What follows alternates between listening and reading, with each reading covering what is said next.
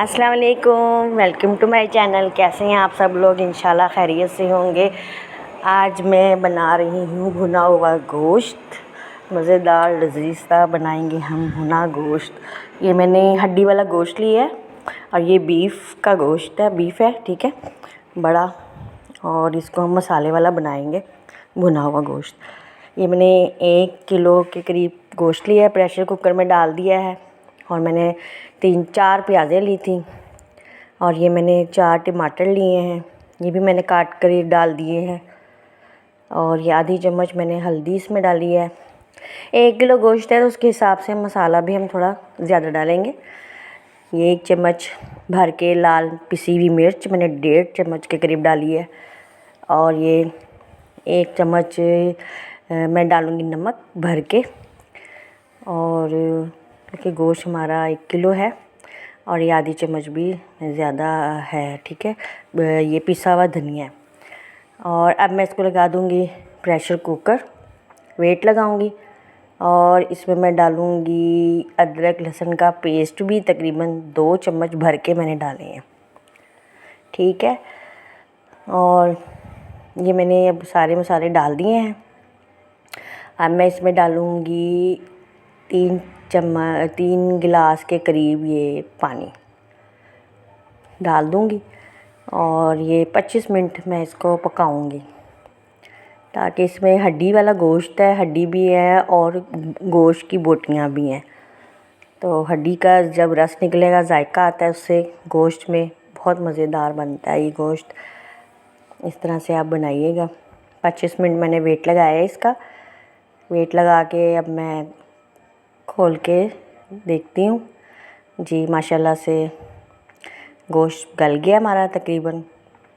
ये देखिए, अभी मैंने इसमें कोई ऑयल नहीं डाला, थोड़ी सी चिकनाई भी साथ हड्डियों के लगी हुई थी, तो उससे ही ये देखिए आ गया इसके अंदर थोड़ा सा ऑयल जो चिकना निकल जाता है चिकनाई का। और इसको मैं भूनूंगी घी के साथ।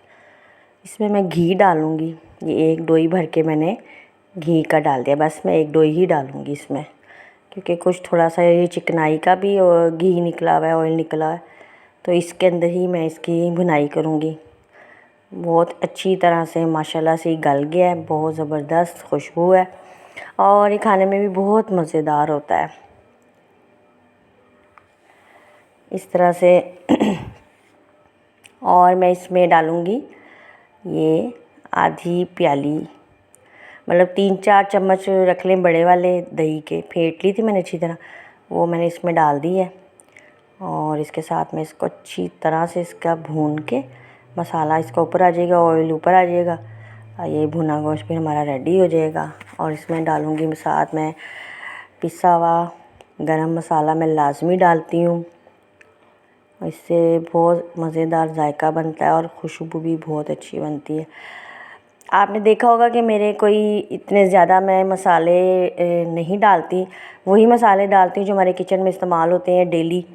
और ये नहीं कि आप बहुत ज़्यादा मसाले डाल दें, बहुत ज़्यादा चीज़ें डाल दें तो गोश्त या सब्ज़ी या कुछ भी चने वगैरह हम अच्छे बन जाएंगे।